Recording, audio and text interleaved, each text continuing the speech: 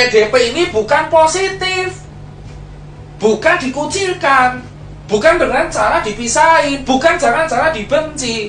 PDP ini adalah pasien dalam pengawasan yang menunggu hasil. Kayak saya kemarin masuk rumah sakit, saya gejalanya 3 yang memenuhi: batuk, demam, baru 1 hari demamnya, dan riwayat kontak dengan red zone. Ternyata di hari kedua gejala saya sembuh. Saya langsung turun status jadi ODP. Di rapid saya pertama kali saya negatif. 7 hari kemudian saya di rapid negatif, saya keluar. Sambil nunggu, gak perlu nunggu swab kalau misalkan rapid 2 kali dalam 7 hari itu negatif terus. So PDP itu bukan pasien COVID.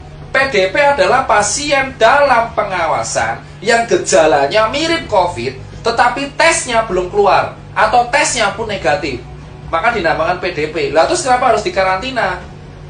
Ya karena tesnya belum keluar. Kalau tesnya udah keluar, ya kalau tesnya udah keluar dan negatif, dia keluar di rumah sakit. Contoh kayak Wisma Atlet. Tadi dokter TNI dari Wisma Atlet mengatakan ke saya, kalau misalkan PDP ini udah sembuh, negatif semua, dia keluar suruh karantina mandiri di rumah, jaga-jaga tidak menularkan. Ini PDP. So kalau ada kemarin masyarakat pemberitaan ODP ditolak, ODP diusir, PDP diusir, itu memalukan. Itu memalukan. Itu bukan pasien positif. OTG pun dia positif tapi gak ada gejala. Mereka akan aman kalau dikarantina mandiri.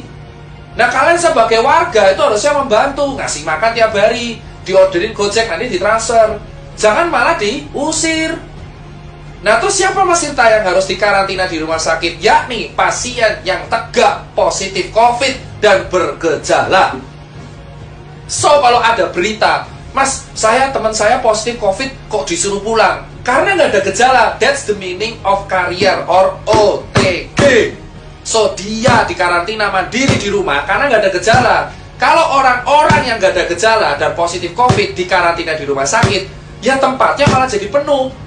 Rumah sakit itu untuk orang triase merah, untuk orang triase merah yang bergejala dan PDP kuning yang bergejala, sehingga mereka harus disembuhin dahulu. So, teman-teman sekalian, pasien yang paling berbahaya, yang paling harus kita utamakan adalah pasien COVID-19 positif dengan gejala parah. Itu dikarantina isolasi. So, yang dikarantina berarti ada 2 di rumah sakit, yaitu PDP, yaitu pasien bergejala tapi belum tegak diagnosanya COVID karena gejalanya doang, karena hasil belum keluar, dan pasien yang tegak COVID dengan gejala. So, ODP dan OTG itu di rumah. Nah, terus kenapa dokter-dokter? Ini yang saya kecewa. Kenapa tenaga medis malah ditolak? Tenaga medis itu nggak boleh ditolak. Tenaga medis memang merawat COVID, tapi mereka pakai APD. Mereka tuh mau copot APD cuci tangan. Kenapa kalian singkirkan? Kenapa kalian kucilkan? Itu tolong coy, ngucil-ngucilin orang-orang tenaga medis. Dia manusia, dia itu penyelamat. Di Cina, orang tenaga medis masuk ke rumah dikasih bunga, dikasih surat. Di sini ada orang curhat tiap hari, pasti ada. Dokter nangis karena dikucilin lingkungannya. Diusir dari kosan. Diusir dari kosan.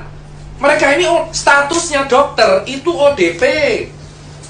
Mereka punya riwayat kontak dengan pasien positif, tapi mereka nggak bergejala. Dan mereka juga dites rapid tiap hari, Bapak. Tiap 7 hari mereka tuh tes rapid. Kalau sudah positif dia dirumahkan. Sistem jaganya tenaga medis itu 14 hari off, 14 hari on. Jadi 14 hari jaga, 14 hari off turun. Jadi mereka itu bukan orang yang aib gitu loh Pak. COVID itu kayak TBC Pak. TBC bahkan lebih berbahaya. Dia airborne disease. Dan TBC itu diremahin di Indonesia. Bahkan sudah ada vaksinnya BCG. TBC selama dulu airborne disease, gak ada kayak gini. Padahal TBC itu kalau batuk, virusnya Mycobacterium tuberculosis itu bertahan di udara selama berjam-jam. Dan pengobatannya TBC itu 6 bulan. Belum campak. Tapi kenapa COVID dianggap aib, tapi TBC enggak? Padahal lebih parah TBC. Saya penderita TBC, 10 bulan saya baru sembuh. Usia 8 tahun sampai 9 tahun. So buat teman-teman semua, tenaga medis itu memang masuknya ODP. Tapi bukan dijauhin, karena mereka juga cek tiap hari. Kalau ada gejala, mereka PDP di swab negatif. Sampai mereka negatif, mereka dirumahkan kalau mereka udah ada gejala. Dan mereka tuh dokter, mereka tahu, mereka nggak bisa nularin ke orang. Mereka harus jaga diri mereka sendiri. Bukan berarti ya, mereka tuh butuh support. Kita tuh butuh support. Nah ini sekarang jelas. Yang kelima apa? Jenazah. Kenapa jenazah harus ada metode khusus? Gini Pak, di undang-undang, saya lupa undang-undangnya berapa, mungkin teman-teman hukum bisa melengkapi, bahwa pada dasarnya di Indonesia, kalau ada penyakit wabah, itu ada teknik pemandian dan penguburannya. COVID itu kategorinya wabah, pandemik. Mau dia menular lewat cairan dan droplet, tetap ini harus mengikuti prosedural penguburan jenazah sesuai undang-undang. Yaitu yang ngubur harus tenaga medis, pakai APD lengkap, even itu tukang gali kuburnya, dan dikasih kain kafan, dikasih plastik, dibungkus peti mati, lalu dibungkus lagi plastik, dikuburin, gitu loh. Nah terus kenapa jenazahnya ditolak? Saya udah bilang, COVID tidak menular lewat airborne. Kalau di udara bebas, COVID menular lewat airborne kalau kena tindakan yang aerosol di mulut 3 jam doang, itu pun di rumah sakit biasanya. Jenazah ini harus kayak gituin karena itu undang-undang, namanya teknik pemulasaran atau apalah, teknik pengubaran sesuai undang-undang, karena wabah. Dan yang paling bisa kena itu ya tukang kuburnya. Kenapa kalian di desa malah nolak jenazahnya? Kalau dikubur terus semuanya kena, ya enggak. Ya nanti kan nular lewat air tanah, ya enggak, kan dibungkus plastik. Itu jenazah dibungkus plastik, terus dibungkus lagi sama peti, terus dibungkus lagi sama plastik lagi. Kenapa ditolak? Itu orang meninggal, udah kena musibah, dan mereka sudah dikuburi sesuai standar. Kantong jenazah juga dikasih kantong jenazah. Kok kalian takut banget sama orang yang udah meninggal?